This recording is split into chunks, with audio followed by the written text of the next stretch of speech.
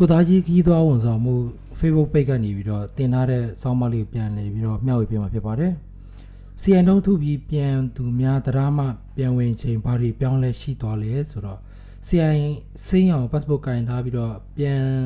တုံးက reality ထုသွားကြတယ်။မဲဆောက်မှအထက်တုံး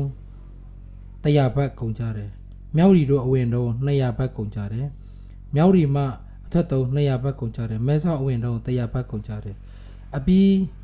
ပြန် cancel တုံးကို900ဘတ်ကုန်ကြတယ်ဒါအရင်ကဒါရခင်ကဒါဟိုးအရင်ကာလကတရားမှအဝင်အထွက်ကုန်ကြစိတ်ပါမဲဆောက်မှာအထွက်တုံး100ဘတ်ကုန်ကြမြောက်ရီတို့အဝင်တုံး900ဘတ်ကုန်ကြမြောက်ရီမှာအထွက်တုံးဟောဒီမှာစပြီမဲဆောက်တို့အဝင်တုံး100ဘတ်ပုံမှန်ပဲရှိတုံးဆိုတော့မဲဆောက်အထွက်ပဲဝင်အထွက်လဲ100အဝင်လဲ100ပဲဒါပေမဲ့မြောက်ရီမှာအဝင်က900အထွက်ကဘယ်လောက်ဖြစ်သွားပြီလဲဘာဖြစ်လို့အထွက်ကပိုများလာတယ်လဲဆိုတော့ရခင်က200ဘတ်ကနေပြီးတော့မြောက်ရီမှာအထွက်တုံးကယခုဆိုရင်1000ဘတ်ပြီးပြီးမှထွက်ရမယ် UID မပါရင်2000ဘတ်အထိပေးကြရတာတွေ့ရတယ်ဒီကုန်ကြစည်တွေကအချို့ရက်တွေမှာဒီနှုတ်အတိုင်းမဟုတ်ဘူးအပြောင်းလဲတွေရှိသေးတယ်ဆိုတော့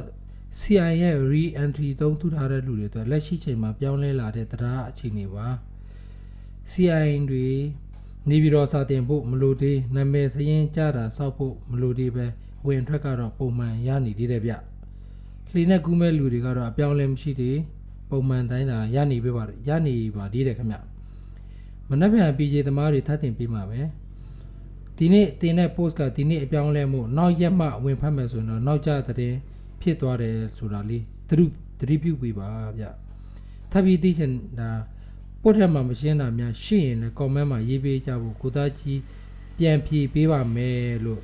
ဒီခီးသွားကိုသားကြီးကနေပြီးတော့နေ့စဉ်တင်ထားတဲ့daily lifestyle ပေါ့နော်